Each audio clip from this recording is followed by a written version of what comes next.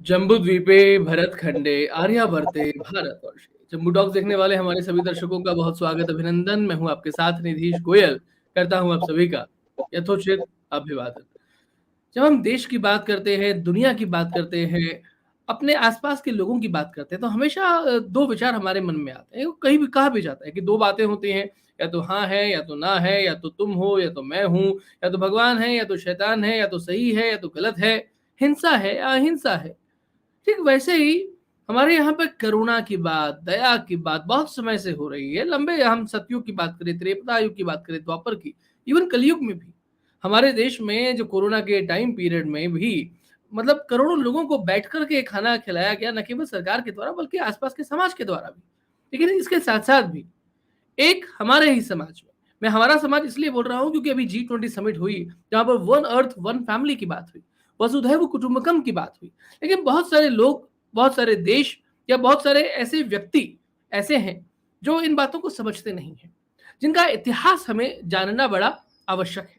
जो क्रूरता की निशानी है, जो पैशाचिकता की निशानी है, they are the monsters, they venom. और वही लोग हैं जो मनुष्यता के लिए एक्चुअली घातक हैं, और जिनका नाम हम लोग या कहूं कि बड़ी बड़ी पार्टीज जो है वो बड़े सम्मान से लेती हैं। आज भी हमें उनके इतिहास को नहीं पढ़ाया गया। इससे पहले एक दो कार्यक्रम हमने किए हैं जहां पर हमने चीन के माओ के बारे में बात की, और आज उसका तीसरा भाग प्रोफेसर कुसुमलता केडिया जी के मार्फत आज हम करने वाले हैं, जहां पर माओ की पैशाचिकता की बात करेंगे, उसकी हैवानियत की बात करेंगे। ये वर्ड ऐसा लगता है कि किसी ऐसे व्यक्ति के बारे में जिसने उस देश को उठाने में बड़ा एक काम किया हो, जिसका वहां पर बड़ा सम्मान होता हो। लेकिन क्या वाकई में देशवासी सम्मान करते होंगे, या देशवासियों से सम्मान करवाया जाता होगा? दुनिया को क्या मैसेज दिया जा रहा है और क्या एक्चुअली किताबों में लिखा हुआ है, इन दोनों के बीच का अंतर हमें समझना बहुत आवश्यक है। आप सभी से निवेदन है, ये जम्मू टॉक्स है, ये जम्मू थॉट्स है। इस विचार को पूरे अधिकार के साथ ग्रहण कीजिए। चैनल को सब्सक्राइब आपने कर लिया होगा, यदि आप नए सब्सक्राइबर्स हैं तो कृपया कर लें। अगर पहली बार देख रहे हैं, ये आपके लिए सामान्य बात है, लेकिन हमारे लिए ये बड़ी बात हो जाती है। वीडियो को लाइक करेंगे, शेयर करेंगे और कमेंट्स करेंगे तो इसकी रीच बढ़ती है। और अगर आपको हमारी नोटिफिकेशंस लगातार प्राप्त आप करना चाहते हैं, तो ऑल पर क्लिक करें, नोटिफिकेशन बेल आइकॉन जो है वो एक्टिवेट करें, तो आपको वो मिल पाएगा। और दूसरी बात, अगर आप हमें सहयोग करना चाहते हैं, जो स्क्रॉल में डिटेल्स दी हुई होती हैं उसके मार्फत आप हमें सहयोग कर सकते हैं। आप हमारे चैनल के मेंबर बन सकते हैं, जो एक स्टूडियो के लिए हम आगे बढ़ने की बात कई बार से लगातार कर रहे हैं, लेकिन उसके लिए एक बड़ा रिसोर्सेज चाहिए। उसके लिए हम संरक्षक और पैट्रॉन्स जो हैं यानी कि वो ढूंढ रहे हैं। इसकी डिटेल्स जो है वो डिस्क्रिप्शन में दी गई हैं, तो आप हमारे संरक्षक बन सकते हैं, पैट्रॉन्स बन सकते हैं, प्रबुद्ध सदस्य बन सकते हैं, जिसके मार्फत कक्षाएं भी संचालित की जा रही हैं। तो ये एक छोटी सी बात इंट्रोडक्शन में थी, और मैं स्वागत करता हूँ हमारे बीच पधारी हुई प्रोफेसर कुसुमलता केडिया जी। दीदी प्रणाम, कैसी हैं? नमस्कार। अच्छी हूँ। तो ये कम्युनिज्म पर, चीन में कम्युनिज्म पर दूसरा टॉक है। जी। और पहले तो चीन स्टालिन रिश्ते पर हाँ, कई बार बात हो चुकी है और यह है भी। बात हुई है जी, बिल्कुल बिल्कुल। अभी हम मुख्य बात कर रहे हैं कम्युनिज्म पर, क्योंकि कम्युनिज्म और चीन, इन दोनों को अलग अलग करके जब तक देखेंगे नहीं, तब तक अगले 5-7 साल में हम लोगों को जो इस कम्युनिस्ट शी जिनपिंग से निपटना है, ये बात स्पष्ट नहीं होगी। ठीक। तो वर्तमान रेजीम को समझने के लिए पहले वाली रेजीम, जिसकी बहुत वाहवाही हुई है दुनिया भर में, मूर्खों के द्वारा, मूर्खों अनपढ़ों के बीच, जानकारों के बीच नहीं, तो जी उसके कुछ मोटे मोटे पक्ष हम लोगों को जानना है, जिसका एक अंश हमने पहले वाले भाषण में देखा। जी। द ग्रेट लीप फॉरवर्ड जो है, तो हाँ ये जी। ग्रेट लीप फॉरवर्ड वही वाला आज भी चलेगा, पूरा हो जाएगा आज शायद। तो ये ग्रेट लीप फॉरवर्ड नहीं है, ये एक पैशाचिक कम्युनिस्ट माओ का वर्ल्ड टॉप लीडर बनने का सपना है, जिसके लिए वो लाखों लाखों लोगों को भूख से और तरह तरह से मार रहा है। तो हम लोगों ने जहाँ छोड़ा था, उसके आगे का उठा रही हूँ मैं। जी दीदी। पुस्तक वही है, माओ वही पुस्तक है। ये अति प्रसिद्ध और ऑथेंटिक पुस्तक है और इसके पृष्ठ संख्या 528 पर हैं हम लोग। ग्रेट लीप फॉरवर्ड वाला अध्याय चल रहा है। तो लेखिका या लेखक है वो कह रहे हैं, the 4 year leap was a monumental waste of both natural resources and human effort, unique in scale in the history of the world। और इसकी खासियत क्या है? बाकी डिक्टेटर तो केवल लूटपाट कर रहे हैं, लेकिन माओ क्या कर रहा है? But Mao first work everyone to the bone, हड्डी तक उनसे काम ले रहा है। अनरिलेटिंगली देन टुक एवरीथिंग, फिर सर्वस्व हरण कर रहा है एंड देन स्क्वेंडर्ड इट, और उसके बाद उसको बर्बाद कर दे रहा है। उसकी जो एम्बिशन है, जो महत्वाकांक्षा है वर्ल्ड लीडर बनने की, ये रूस को ये सब अनाज भेजकर रक्षा उपकरण लेने की, ये सब फेल हो जाती है। ये अनाज का सरप्लस उत्पादन तो छोड़ो, ये तो भयंकर लिखने वाले कहते हैं कि दुनिया में ऐसा भयंकर फेमीन, अकाल मृत्यु भूखमरी हुआ ही। लेकिन उसके पहले Mao demanded a fever pitch of work. अब इसका हिंदी मतलब हड्डी तोड़ मेहनत करवाता है। Using non stop emulation drives to make people vie with each other, भयंकर काम करवाता है। किनसे? Undernourished and exhausted men, women and children were made to move soil at the double। मतलब दुबले पतले मरे हुए कंकालों जैसे स्त्रियों से, पुरुषों से, बच्चों से भयंकर मेहनत करवाता है। मिट्टी सिर पे उठाना है, कितना? उठाने की मात्रा का दुगना। Often having to run while carrying extremely heavy load, धीरे धीरे चल के जैसे मजदूर जाते वैसे नहीं, अपने सामर्थ्य का दुगना वजन लेके दौड़ना है। And in all weathers, from blazing sun to freezing cold, चाहे जेठ की दोपहरिया हो, चाहे पूस की रात हो। They had to trot for kilometres along mountain pass, पहाड़ है तो पहाड़ी रास्तों पर चढ़ना है, किलोमीटर किलोमीटर। क्यों? Carrying water for the fields, खेतों की सिंचाई के लिए कई किलोमीटर से पानी ढोकर लाना है पहाड़ों पर। फ्रॉम डॉन टिल डस्क, सुबह से गोधूली तक। They had to stay up all night to keep the useless backyard furnaces going. और ये ग्रेट लीप फॉरवर्ड में दुनिया भर की छोटी छोटी, बहुत डिटेल है, कितना बताऊं, छोटे छोटी भट्टियां बनी थी लोहा बनाने की। तो रात भर उन लोहे की भट्टियों को जलाना है। हाँ, Mao call this way of working communist spirit. Mao कह रहा है कम्युनिज्म, जब कम्युनिस्ट होता है आदमी तो उसमें ये चेतना जागती है काम करने की। ये भारत को कम्युनिस्ट बनाना चाहते थे, कम्युनिस्ट चेतना चाहते थे। पशुओं से भी ऐसे काम कोई नहीं लेता है। चलिए इसका एक बड़ा हिस्सा छोड़ रहे हैं। वो कह रहा है कि इस कम्युनिस्ट स्पिरिट में यहाँ के जो चीनी लोग हैं, ये लोग को आराम दो तो ये आराम लेना नहीं चाहते हैं।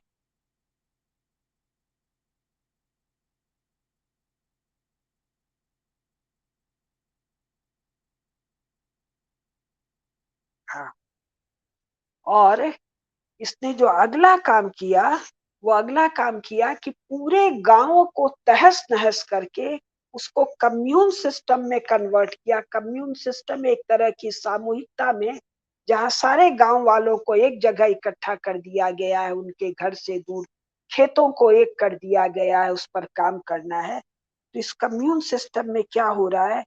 The communes were de facto camps for slave labourers.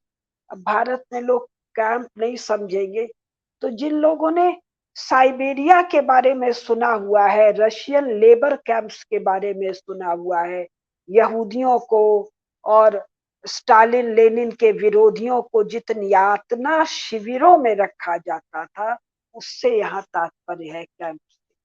Camp मतलब यातना के स्थान। The communes were de facto camps for slave labourers. जो रूस में कैंप था वो किसके लिए था? यहूदियों के लिए था। और ये किसके लिए है? ये चीनियों के लिए है। Mao even tried with getting rid of people's name. घर छीन लिया, गांव छीन लिया, अब इसका नाम भी छीनने का ख्याल है कि इनको केवल एक नंबर दे दिया जाए। In Henan and other model areas, people worked in the fields with a number seen on their backs. सबके पीठ पर एक नंबर था, वैसे ही जैसे कैदियों के पीठ पर नंबर होता है। Mao's aim was to dehumanize China's 550 million peasants and turn them into human equivalent of draft animals. Draft animal का मतलब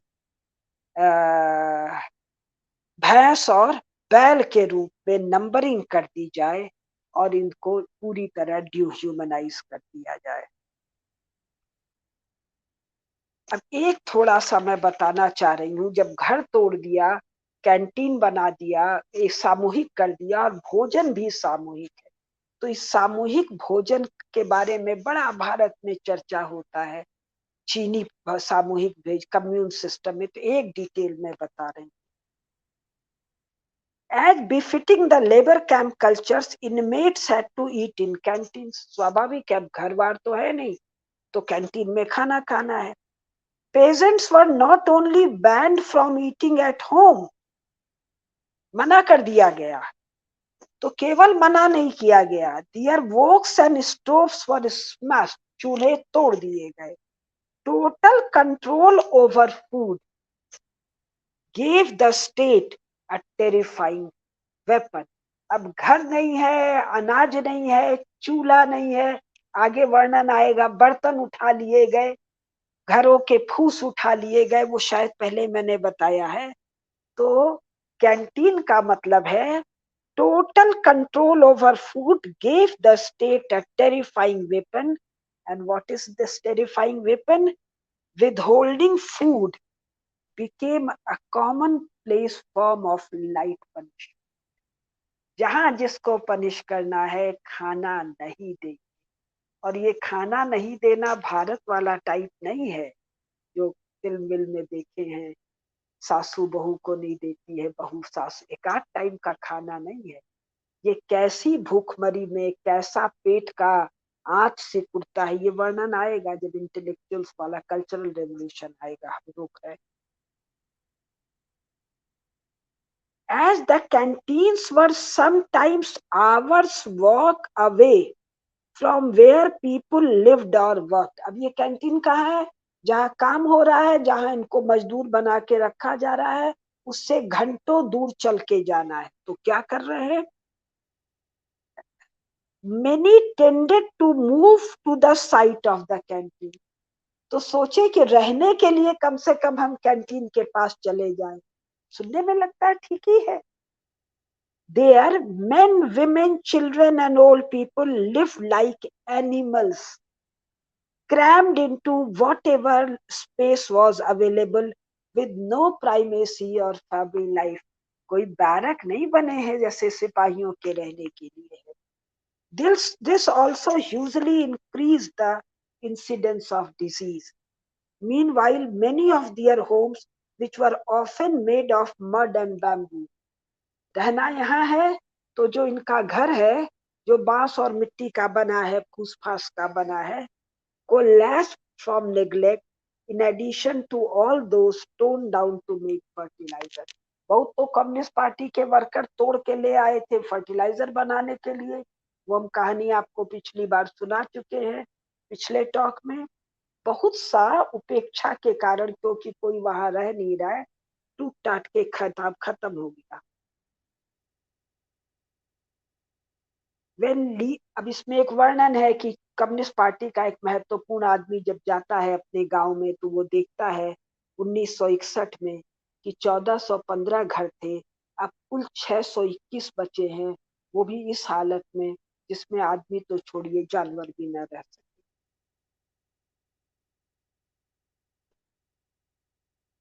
फिर एक वर्णन आता है कि जब 4 साल के बाद ये ग्रेट लीप फॉरवर्ड का एक्सपेरिमेंट फेल करता है, ये सब कम्यून फम्यून टूटते हैं, तो कहा जाता है जाओ भाई जहाँ जाते हो वहां जाके रहो।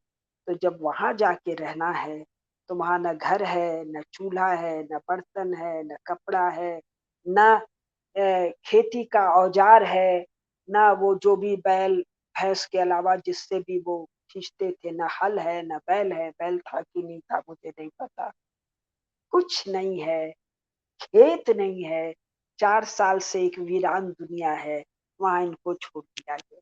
लेकिन ये इतने जो मर गए सो तो मर गए, उनका वर्णन आएगा, जो बचे हैं उनका वर्णन है। अंडर नरिश्ड, पेज संख्या 530, under nourished and overwork quickly reduced tens of millions of peasants to a state where they were simply too incapable to work. Tens of millions, 1 million में 10 लाख, तो ऐसे दसों लाख टेंस यानी करोड़ों किसानों की ये हालत हो गई कि जब उनको कम्यून से निकाल के वो गांव नामक जगह जो वीरान पड़ती इलाका है भेजा गया, तो उनमें इतना भी दम नहीं बचा है। दम क्यों नहीं बचा? शायद मैंने पहले बताया है पिछले टॉक में, उनको इतना कम खाने को दिया गया कि उनमें इतना दम भी नहीं बचा है कि वो काम कर सके। Where they were simply too infable to work. When Mao found that one county was doling out food to those too ill to work, जब माओ को पता चला कि एक काउंटी, कोई एक क्षेत्र में, जैसे अपने यहाँ तहसील है, ब्लॉक है, गांव है, तो कोई काउंटी है, तो वहां जो बहुत बीमार बहुत कमजोर है उन लोग को खाना दिया जा रहा है, तो माओ कहता है नहीं नहीं, दिस वोंट डू, ये नहीं चलेगा, give them this amount and they don't work. अगर इतना कम देने से वो काम नहीं कर रहे हैं तो कोई बात नहीं, बेस्ट हाल जितना दे रहे उसका आधा कर दो, बेसिक राशन। अगर भूख लगी है तो उनको मेहनत करना पड़े। ये मनुष्य है कि राक्षस है? अगर कोई अंडर नरिश्ड बीमार है, भूख लगा है, देह में हिलने डुलने की ताकत नहीं है, तो वो चाह कर भी कैसे काम करेगा? भूख और शरीर के साथ इन्होंने जो एक्सपेरिमेंट किया है, वो कल्चरल रेवोल्यूशन जब अभी मैं सुनाऊंगी तब डिटेल बताऊंगी, अभी यहाँ नहीं बता रही। अब इन चीनी कृषकों के साथ व्यवहार जो कर रहे हैं वो कौन है? वो भी चीनी है। उनको भी कम्युनिस्ट पार्टी में एनरोल कर दिया गया, वो कोई बाहर के राक्षस नहीं है। The people who drove the pageants on were the commune cadres who were party man, वही लोग हैं पार्टी के आदमी है। These were the resident slave drivers. अब इनको पता है कि अगर इनको इसी हालत में हम जो जो माओ कह रहा है नहीं करेंगे, उनकी आत्मा जवाब नहीं दे रही है, तो पता है उनका, उनके घर के स्त्रियों का और पुरुषों का और बच्चों का हालत भी यही हो जाएगा। तो वो कोड़े भी मारते हैं और बहुत कुछ करते हैं, वो सब आएगा। तो पीपल वर स्लेव्स, माओ उनको कह रहा है, people were slaves who have to be beaten, उनको मारो। किसको? जो खाए बिना मरियल हो चुका है, जिसमें चलने की ताकत नहीं है, who have to be beaten, abused or have their food suspended to get them to work। ऐसा ये पिशाच है। और ये पिशाच, ठीक कहा था नीतीश जी ने पिछली बार, ये कोई 3rd डिग्री क्रिमिनल्स पर नहीं है, अपने देशवासियों पर है। और कम्युनिज्म कहा जाता है समानता का है। अभी एक स्टालिन के लड़के का आया है, वो भी कम्युनिस्ट है, स्टालिन उसके पिता का नाम है, और क्रिश्चियन है। तो क्रिश्चियनिटी में और क्रिश्चियनिटी में और कम्युनिज्म में समानता का मतलब ये है। इस समानता को ये भारत देश में चाहते हैं, ये सनातन धर्म की समानता नहीं चाहते हैं, जिसमें कोरोना में जहाँ अमेरिका में भी लोग भुखमरी से मरे, भारत में अन्न क्षेत्र, भोजन दान, भंडारा के व्यवस्था के कारण कोई भूखा नहीं रहा था, ये इनको नहीं चाहिए। अब और खास बात, अब कम्यून सिस्टम टूट गया, अब इनको गाँव में है, तो भूख के मारे कोई भाग भी नहीं सकता है। तो एक किसान कह रहा है, पहले थोड़ा एक line, these cadres doubled as jailers keeping the peasants penned inside their village. अब ये जो मैं यूरोप वाली एक सीरीज मेरी चल रही है सप्तोलॉजी पर, जहां मैंने बताया है, ये किसान है कि ये मजदूर है कि ये दास है, राम जाने ये क्या है। ये भूखमरी की इस हालत में एक गांव से भाग के कहीं और जा नहीं सकते हैं, जाके वहां पेट भर ले। तो एक किसान कहता है कि इस कम्युनिस्ट समानता, और वहां मैंने क्रिश्चियनिटी की समानता बताई है, लिबरेशन बताया है, फ्रीडम बताया है। तो वो कह रहा है इससे तो अच्छा तब था जब जापानी हम पर आक्रमण कर रहे थे, हमारी हत्या कर रहे थे, हमारे पर तरह तरह के रेस्ट्रिक्शन इम्पोज कर रहे थे, क्योंकि तब हम अभाव से भागकर कहीं और जगह तो जा सकते थे। Even when the Japanese came we could run away.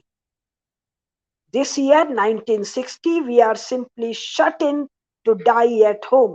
My family had 6 members and 4 have died. कैसे मरे हैं? धीरे धीरे, तिल तिल करके भूख से मरना। अब इसको थोड़ा सुना देती हूँ। पेज संख्या 531। एक मिनट।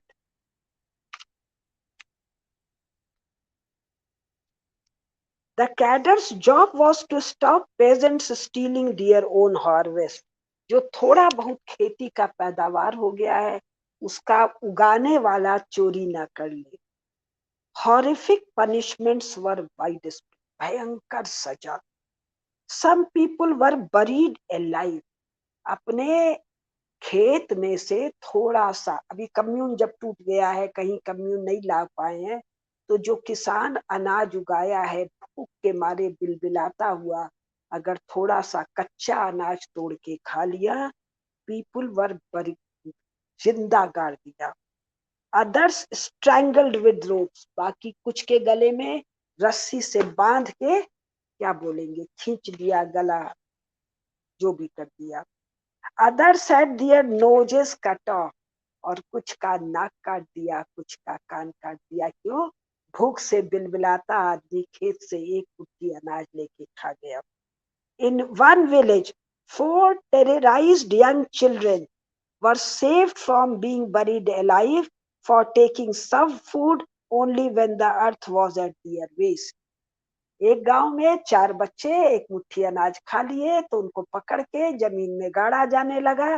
कमर तक मट्टी आ गई, तब बहुत चाय चुई हल्ला कर रहे हैं, माँ बाप हाथ पांव पटक रहे हैं, तो उन 4 बच्चों को जिंदा गाड़ने से छोड़ा गया। इन अनदर विलेज, एक दूसरे गांव में, a child had 4 fingers chopped off for trying to steal a scrap of unripe fruit. एक दूसरे गांव में एक बच्चे की 4 अंगुलियां काट दी गई। एक गांव में नहीं, पता नहीं चलता। In another, 2 children who tried to steal food had wires run through their ears and were then hung up by wires from a wall. एक दूसरे गांव में अत्याचार की अनेकानेक कहानियां, जो मैंने पिछली बार बताया। कान में तार बांधा, तार से बांध दिया, टांग दिया, तार कट के गिर गया। एक झटके में नहीं, धीरे धीरे धीरे। जो इस्लाम में हलाल सर्टिफिकेशन है ना, धीरे धीरे तड़पा के मारो। Brutality of this kind crops up in virtually every account of this period nationwide. इसीलिए माओ को पिशाच कहा है, माओ का पैशाचिक कर। अब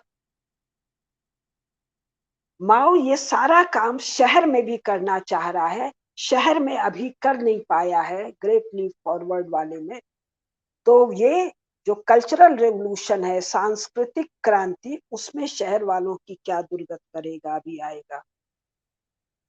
लेकिन इस माओ को हर चाइनीज चीज से नफरत है। तो जो चाइनीज संस्कृति के जो सुंदर भवन है, कल्चरल रेवोल्यूशन में मैं विस्तार से बनवाऊंगी, उसको इस बताऊंगी, इस पीरियड में तोड़ रहा है, फोड़ रहा है।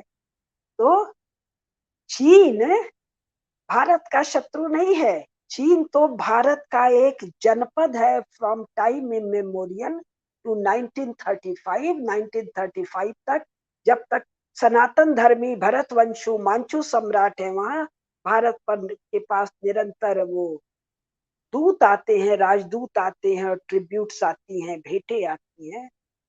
भारत का शत्रु है, सनातन भारत का शत्रु है कम्युनिस्ट चाइना, और सनातन भारत के राज्यकर्ता का, राजा का राजधर्म है पाप का, पैशाचिकता का नाश, कम्युनिज्म का समूल नाश। Page 533, people starved in the cities too. स्वाभाविक है, अगर अनाज का उत्पादन नहीं हो रहा है, भयंकर अकाल हो रहा है, और जो अनाज है उसका क्या हो रहा है वो अभी हम बताएंगे। तो शहरों में भी भूखमरी है। एक विदेशी का ऑब्जर्वर है, rickshaw drivers barely able to pedal. जो गरीब हैं उनके पास इतना नहीं है कि खा सके, तो साइकिल वो रिक्शा का पेडल भी नहीं चला पा रहा है। तब ऑल्टरनेटिव फॉर्म ऑफ फूड की चर्चा हो रही है, और माओ ऑल्टरनेटिव फॉर्म ऑफ फूड शहरी लोगों को और गांव वालों को भी होगा, दे रहा है। एक ऑल्टरनेटिव फॉर्म ऑफ फूड केवल बता रही हूँ, पेज संख्या 533।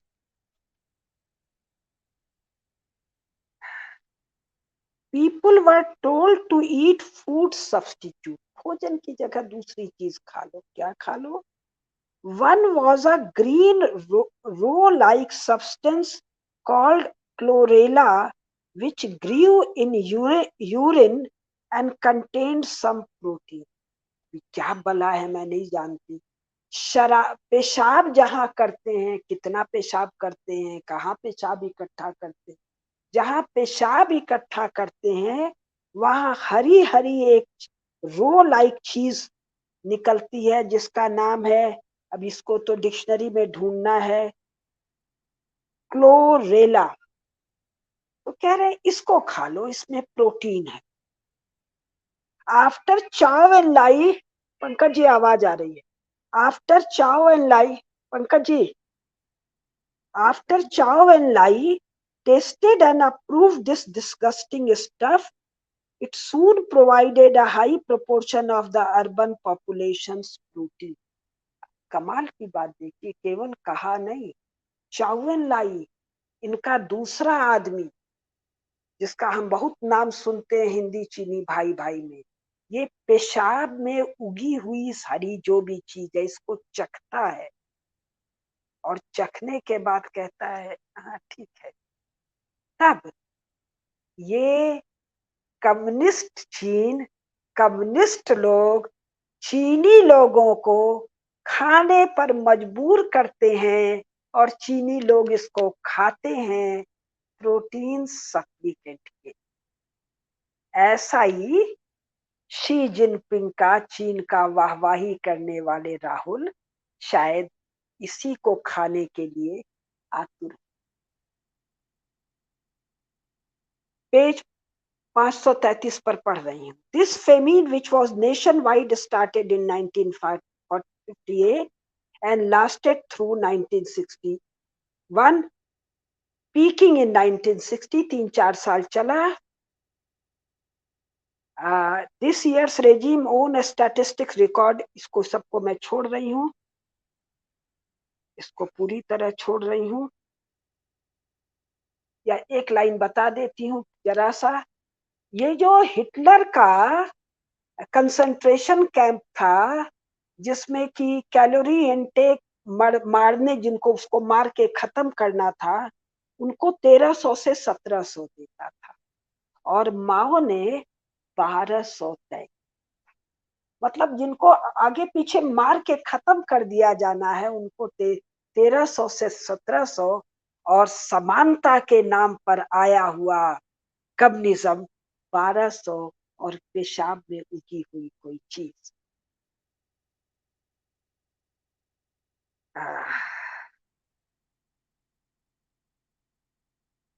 ड्यूरिंग द फेमीन, पेज संख्या 533, अब कैनिबॉलिज्म बता रहे। During the famine some resorted to cannibalism, यानी नर मांस खाना, आदमी को मार कर खाना। One post-Mao study promptly suppressed of Fengyang County in Anhui province recorded 63 cases of cannibalism in the spring of 1960 alone, एक जगह,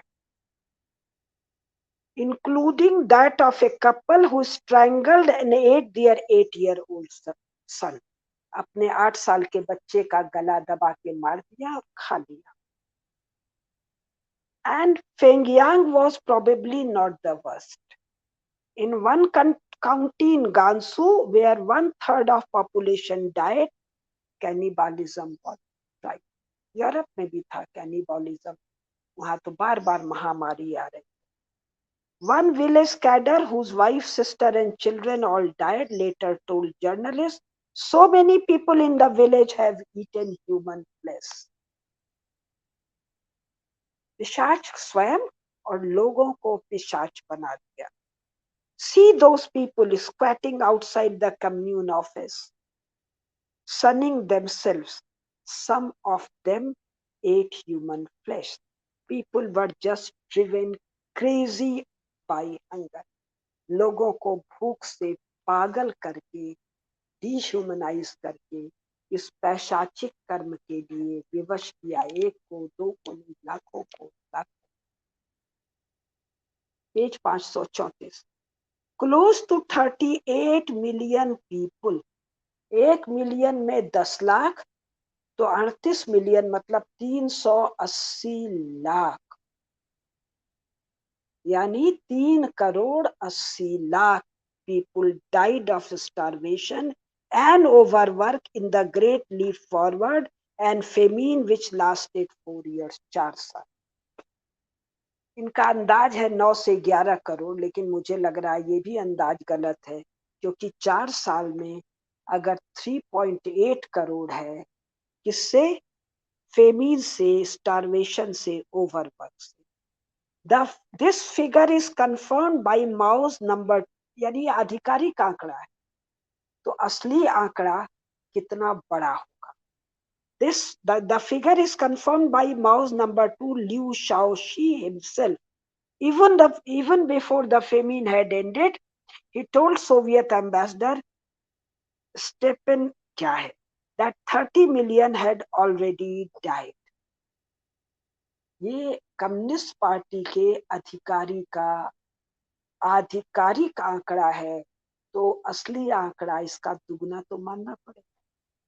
This was the greatest famine of the 20th century and of all recorded human history. Mao knowingly starved and worked these tens of millions people to death. ये communism की, ये church की समानता चाहते हैं, लोगों को भूख से मारने का। भूख से मरने का एक इसमें चित्रण मैं आप लोगों को सुनाऊंगी कल्चरल रेवोल्यूशन के समय। अभी सुनाऊंगी तो आगे पढ़ नहीं पाऊंगी, इसलिए नहीं सुना रही।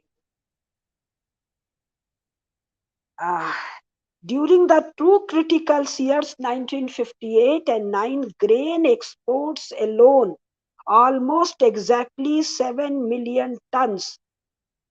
ये जब लोग इस तरह मर रहे हैं, क्यों मर रहे हैं? क्योंकि अनाज नहीं है, भूखमरी है। तब माओ सोवियत रूस को अनाज एक्सपोर्ट कर रहा है हथियार मंगाने के लिए। स्टालिन के बेटे तमिलनाडु उदयनिधि की समानता। एक साल में 7 million ton, and this was only grain, मतलब केवल 7 मिलियन टन तो अनाज भेजा है। It does not include meat, cooking oil, egg and other foodstuffs that were exported in very large quantity. अनाज नहीं है, अनाज बहुत है। ये कम्युनिस्ट समानता है, ये स्टालिन की समानता है, यही यूरोप में चर्च की समानता और लिबरेशन। जिनको जानना है वो सत्योलॉजी पर, जैसे आपके यहाँ कम्युनिज्म पर सीरीज चल रहा है, वैसे वहां यूरोप पे सीरीज चल रहा है। जिस समय लोग इस तरह मर रहे हैं, नरमांस खा रहे हैं, बच्चों को खा रहे हैं, माओ को सुपर पावर बनना है। वर्तमान शी जिनपिंग जिसका आदर्श माओ है, उसको सुपर पावर बनना है, उसको एक्सपोर्ट करना है, सस्ता एक्सपोर्ट करना है, दुनिया का मैन्युफैक्चरिंग हब बनना है, जिसकी बड़ाई कांग्रेस एंड कंपनी, भारत के विरोधी एंड कंपनी लगातार जिस चीन की बड़ाई कर रहे हैं, इस तरह से मार कर एक्सपोर्ट कर कर वहां से हथियार मंगा रहे हैं। और कैसे कैसे हथियार मंगा रहे हैं वो सब भी सुनाऊंगी।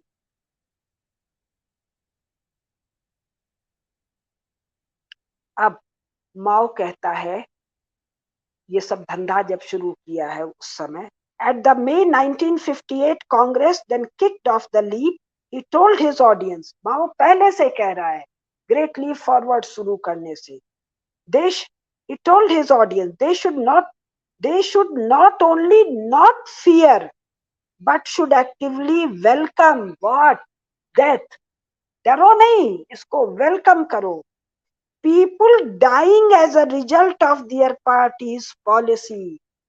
58 में माओ ग्रेट लीप फॉरवर्ड शुरू करने के पहले कह रहा है कि मरने से डरो मत, वेलकम करो। कैसे मरने से? कम्युनिस्ट पार्टी की पॉलिसी से मरने के से। Wouldn't it be disastrous if Confucius were still alive to be today? क्या तर्क है? कम्युनिस्ट पार्टी की पॉलिसी से लोग मरेंगे, इससे डरते हो? ना ना, वेलकम करो। कह रहा है ताओस्ट, एक कोई ताओ फिलोसफर है उनके यहाँ, चुआंग जू, he said was right to lounge and sing when his wife died. जब उसकी बीबी मरी तो वो गाना गा रहा था, there should be celebration rallies when people die. Communist party का समानता। स्टालिन के बेटे उदयनिधि के चर्च वालों की समानता। क्या समानता? कि जब लोग स्टारवेशन से मरे तो तुम रैली निकालो। Death, said Mao, is indeed to be rejoiced over. मौत का आनंद मचाओ। कोरोना, शी जिनपिंग जिसका आदर्श माओ है, मौत के तांडव नृत्य का पर पार्टी करो, रैली निकालो, उत्सव मनाओ। We believe in dialectics and so we can't not be in favor of death. इसका क्या मतलब है? तुम द्वंद्व में विश्वास करते हो तो मौत का, इस तरह की मौत का, डिलिबरेटली मारने का, इतना यंत्रण था एक मौत का। पेज संख्या 535। Who does not die? Even wearing mourning was forbidden. मरने पर शोक नहीं मना सकते हो, किसका हुक्म है? चेयरमैन माओ, चेयरमैन शी जिनपिंग। कोरोना में थोड़े बहुत फोटो फाटो बाहर आए, असली तो तब आएगा जब कम्युनिज्म इस पूरे क्षेत्र से खत्म हो जाएगा। जैसे सोवियत रूस से जब कम्युनिज्म खत्म हुआ था तो कोट पैंट हैट पहने हुए लोग कूड़ेदान से सड़ा हुआ रोटी का टुकड़ा, मांस का टुकड़ा खोज रहे थे, जैसे और साथ में कुत्ते भी खोज रहे थे खाने के, क्योंकि जब मनुष्यों को खाने को नहीं था शहर में तो कुत्तों को भी नहीं था। Who doesn't die? Even wearing mourning was forbidden, even shedding tears was forbidden, since Mao said that death should be celebrated. अब कई भाई लोग कहेंगे हमारे यहाँ भी तो मृत्यु का उत्सव है। अरे निर्लज्जों, ये मृत्यु और ये मृत्यु दोनों एक समझते हो तो तुम राम जाने तुम्हारा क्या हो। आगे, Mao saw practical advantage in massive death. इसका मैंने संदर्भ पिछले भाषण में दिया था क्या। Deaths have benefits, he told the top echelon of the 9 December 1958। Party के टॉप लोगों को कह रहा है कि साहब मृत्यु के भी बड़े फायदे क्या। They can fertilize the ground। मरे हुए आदमी को जमीन में जब गाड़ेंगे सड़ेगा तो जमीन उत्पादक हो जाएगी। Peasants were therefore ordered to plant crops over burial plots। मतलब कब्रिस्तान में कहा गया खेती करो, क्योंकि मरकर सड़ा हुआ आदमी ने धरती को उत्पादक बना दिया है। ये है स्टालिन और उसके बेटे उदयनिधि की समानता।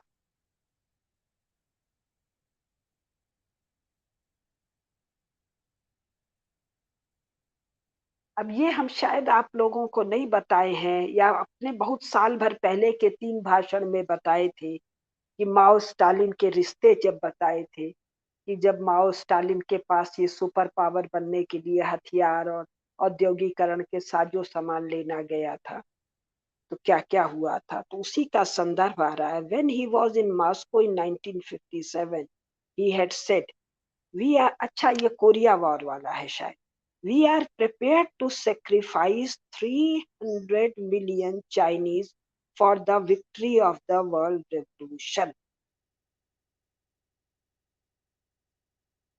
पिशाच माओ कहाँ कह रहा है, दूसरा देश रूस में जाकर कि मैं chairman Mao head of the communist party I am ready to sacrifice 300 million, यानी 3,000 लाख चाइनीज को मरवाने के लिए मैं तैयार हूं, जो दुनिया भर में, जिससे कि कम्युनिस्ट रेवोल्यूशन आ जाए।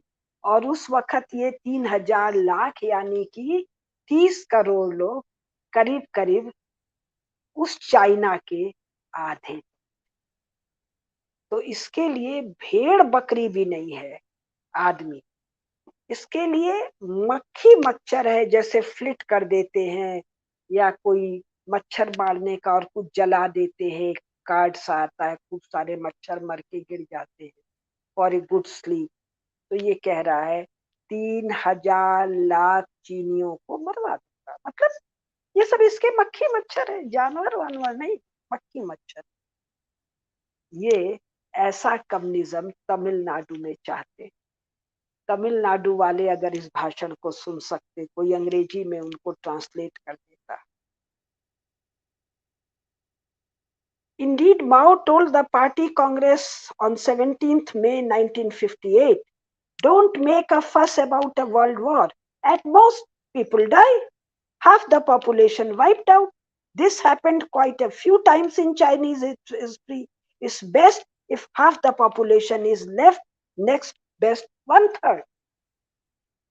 कह रहा है क्या बात कर रहे हो, मतलब ये कोई दबी छिपी बात नहीं है।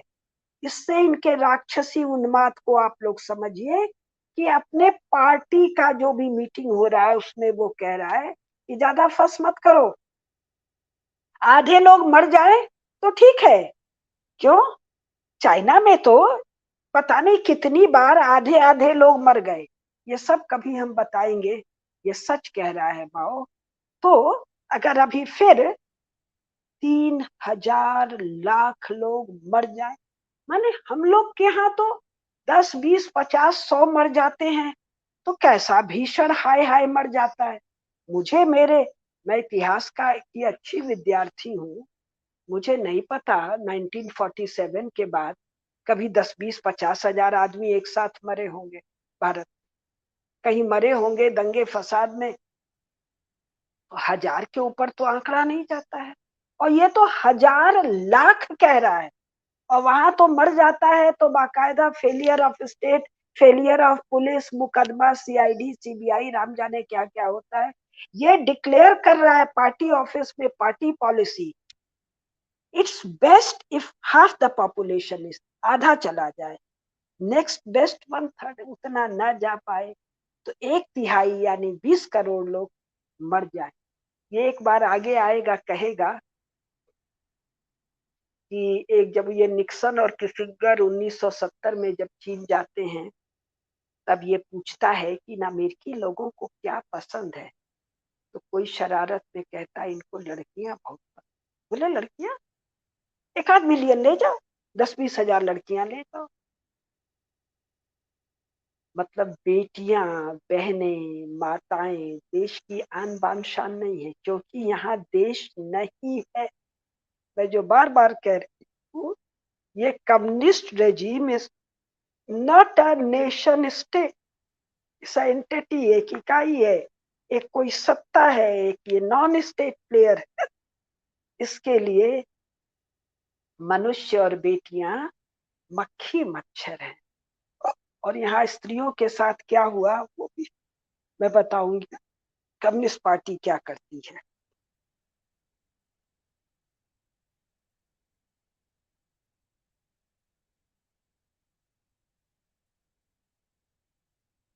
On 21st November 1958, talking to his inner circle,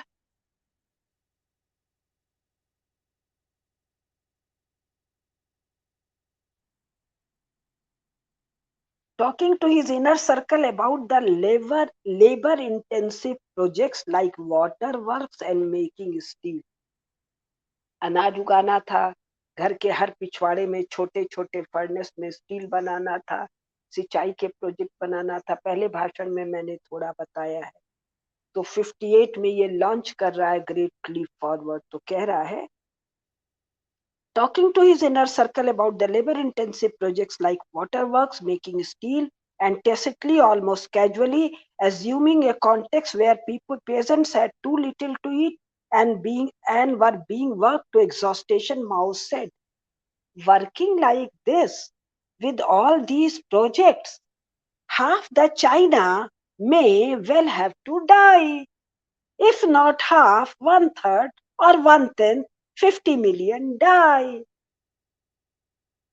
मतलब ये नहीं है कि बेचारा मूर्ख था, मूर्ख तो खैर था, उसको कुछ अंदाज नहीं था, बेचारे की बेवकूफी से, बेचारे जवाहरलाल नेहरू के कारण तिब्बत निकल गया। ना ना, पूरे होश हवास में गणित करके, काम इतना अधिक है, खाने को है, खाने को नहीं है, क्यों नहीं है, जो है वो भेजा जाना है, क्यों भेजा जाना है, उससे वॉर इंडस्ट्री लानी है, क्यों लानी है, कहा जाएगा, for the glory of China, no, no, for the glory of Mao, no, no, for the mad desire of one person Mao.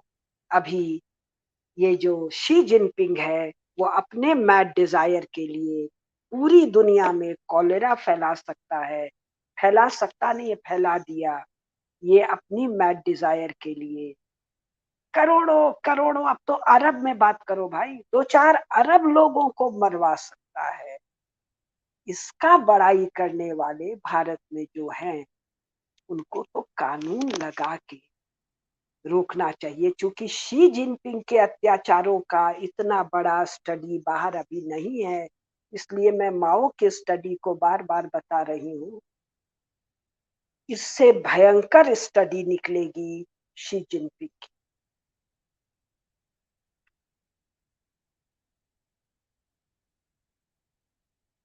Aware that these remarks might sound too shocking, he tried to shirk his own responsibility. 50 million deaths, he went on, I could be fired, and I might even lose my head.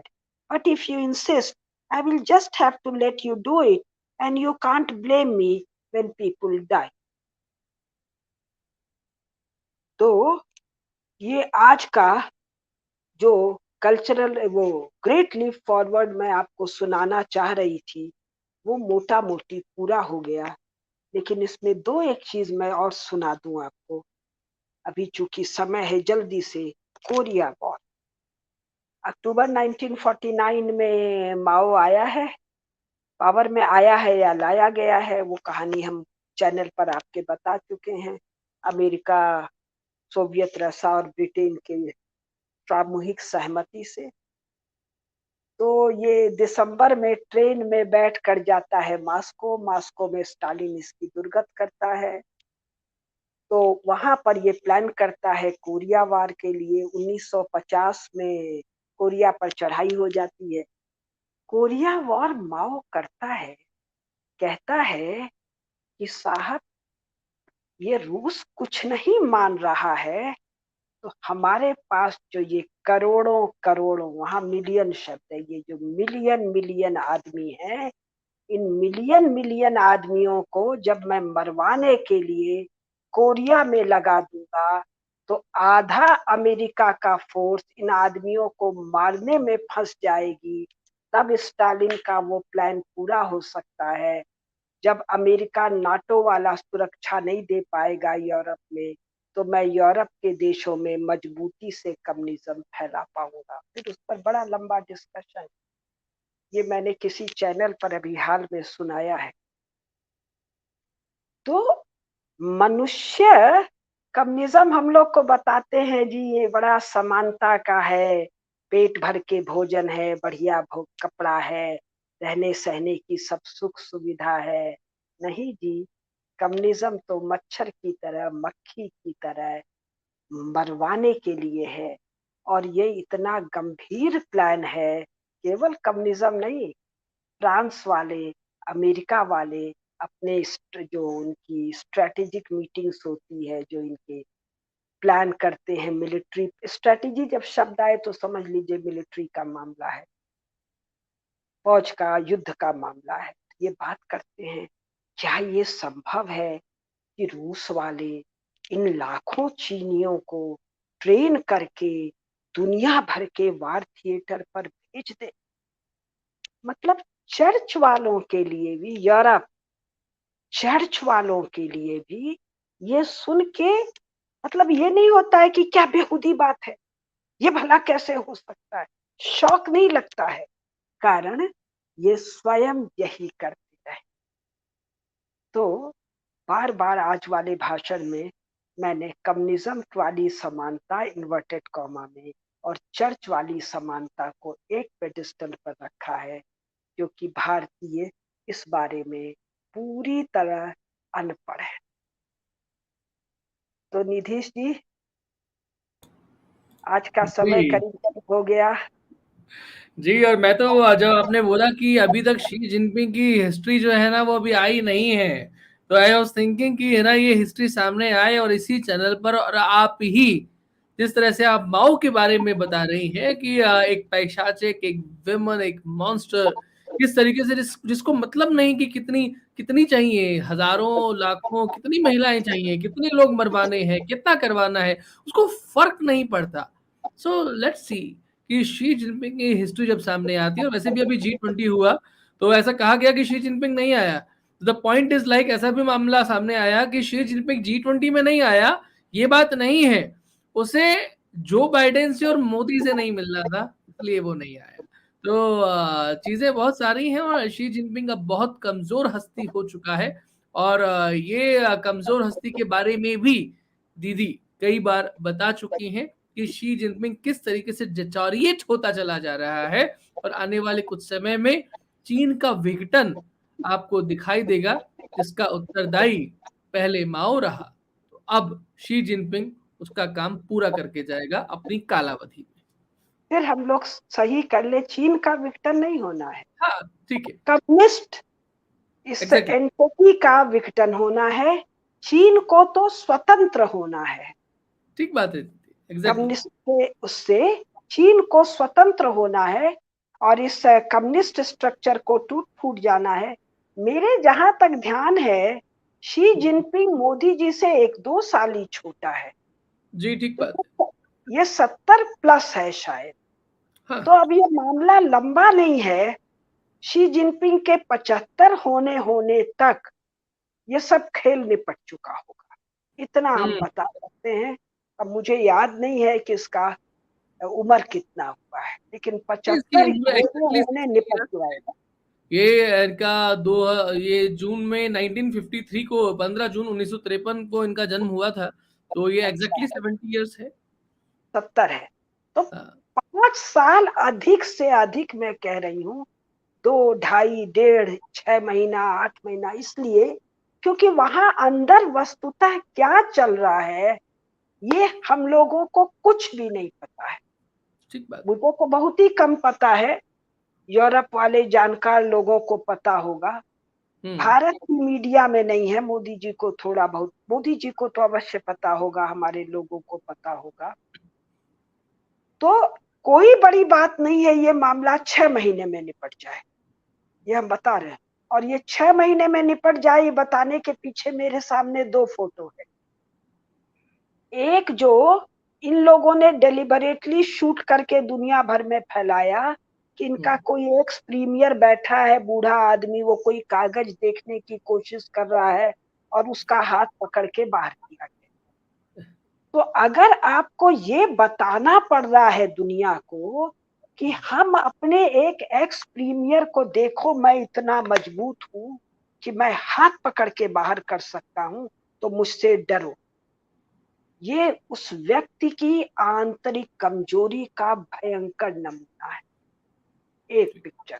और दूसरा एक मैंने देखा था कि, या पढ़ा था, देखा था, पढ़ा था कि कोरोना के समय जो, जब इन लोगों ने पूरा कोरोना का वो क्या लॉकडाउन हटाया, हम्म।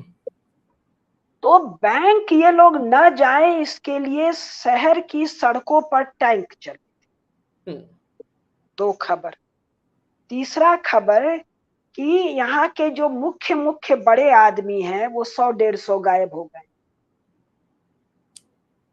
फिर एक खबर कि कोई विदेश मंत्री या क्या है वो क्या हो गया, गायब हो गया। हम्म।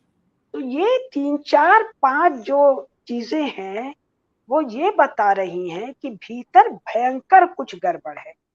तो हम एग्जैक्टली। जो माओ वाला इतना डिटेल में बता रहे हैं उसका प्रयोजन ये है कि जब ये पिंडारा खुलेगा, इस डिब्बे का ढक्कन खुलेगा, तो इससे भी भयंकर सच्चाई सामने आएगी।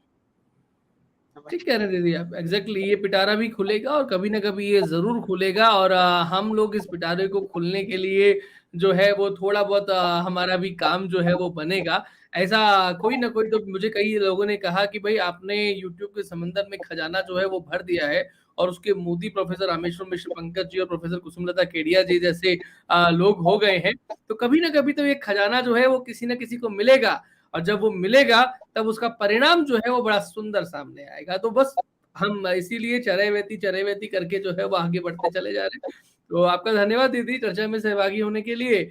और कम्युनिस्ट के ऊपर ये जो कम्युनिज्म के ऊपर ये जो सीरीज चल रही है, इसके 2 भाग आज पूरे हुए हैं, तीसरा भाग फिर अगले हफ्ते हम लोग करेंगे, और ये लगातार श्रृंखला चलेगी और लोगों को मालूम चलेगा कि ये जो कुछ शब्द होते हैं ना, हमने पहले भी, मैं दर्शकों को बताता चलूं कि हमारी प्लेलिस्ट है जिसमें हमने बात की है कि काम पतन विकृति या पुरुषार्थ, यहाँ पर क्रिश्चियनिटी को उधेड़ के रखा गया था और बताया गया था कि चुड़ैल, डायन जैसे शब्द जो प्रयोग होते हैं, ये शब्द हमारे हैं ही नहीं, ये शब्द तो क्रिश्चियनिटी के ही हैं।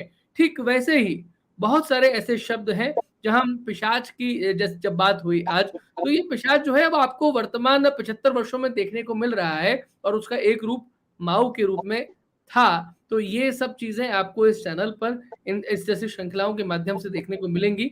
कम्युनिज्म का डार्क फेस जो है, बेसिकली डार्क फेस ही है, वो आपको सामने आएगा। तो अभी ठीक 2 है हम दीदी। लोगों ने किया ग्रेट लीप फॉरवर्ड पर, अब 2, 3 या 4 हो सकता है 5 आ जाएगा कल्चरल रेवोल्यूशन पर। तो आप एग्जैक्टली। काइंड नंबर भी देते जाइएगा, 1, 2, 3, 4, 5। हाँ, मैंने आज भी दिया है, पार्ट 2 है, आज मैंने थंबनेल में भी डाला है, इट इज पार्ट 2। ये पार्ट 2 है और उसके बाद में लगातार वो जाएगा एग्जैक्टली। प्रणाम दीदी, सभी को धन्यवाद दर्शकों को, और आपका सहयोग हमारे लिए अपेक्षित है, इतना ही आपके आपसे कहना है। जय श्री राम, वंदे मातरम।